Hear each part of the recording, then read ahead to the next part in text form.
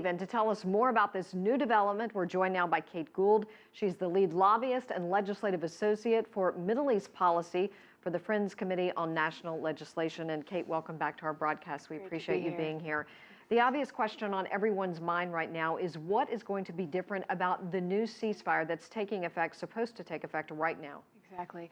Well, this time Hamas was directly consulted. They were included in the negotiations as part of the Palestinian leadership that were involved in Cairo, and both Hamas and Israel signed off on it before the press found out about it. We've seen these previous unilateral ceasefire proposals in which Hamas was not consulted, like the first Egyptian ceasefire proposal that Hamas said that they didn't hear about it until after it was announced to the media. This time, both Hamas and Israel have made public commitments to honor the ceasefire proposal. Realistically, what do you expect tomorrow to happen in the new round of negotiations?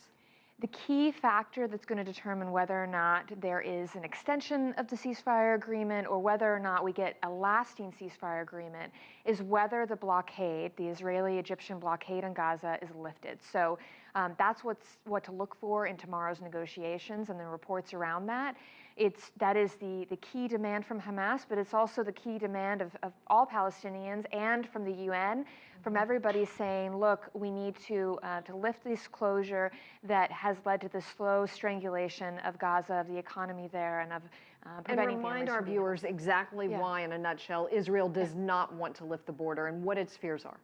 Yes, so Israel has said that if they were to lift the border, if they were to allow the construction materials in, for example, then Hamas could use those construction materials for continuing its building of these tunnels underground that they've gone underground into Israel and then have led to some of these attacks. So what is going to be so important in these negotiations is finding a solution where the blockade is lifted, the openings are both on on Gaza's Israel and Egyptian border are opened, but there's also some kind of UN monitoring or other kind of inspection regime to ensure that there aren't weapons being transferred, but civilians are able to move. And if Israel was given that security, do you believe on the face of it, if they had some sort of guarantee that they would lift the border?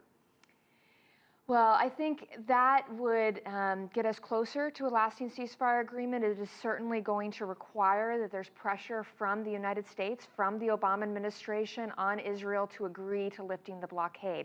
They actually did this before. Former Secretary Clinton, did negotiate a ceasefire agreement in November 2012. It is yet to be fully implemented because that ceasefire agreement did require Israel to lift the blockade. Israel did sign off on it, but of course the blockade was never lifted. And quickly before we go, are you surprised just on the face of it when you look at the numbers, 1,900 Palestinians killed, civilians, only 67 Israelis. Are you surprised that just based on that, Hamas has continued this fight? I think the Hamas leadership's position, or at least their perception of how things are going now, is that they just have so little to lose. I mean, Hamas, they see themselves as at the end of their rope, and really the situation in Gaza is so dire. Children are walking to school in sewage. I mean, when I was there in Gaza, I saw that families were living on the rubble of their homes that were actually bombarded by the Israelis in 2008. So things are just so dire. The perception is that this is the only way to actually get Israel to lift the blockade. Alrighty, Kate Gould, thank you so much. Thank you. We appreciate it. Thank you. Thank you for your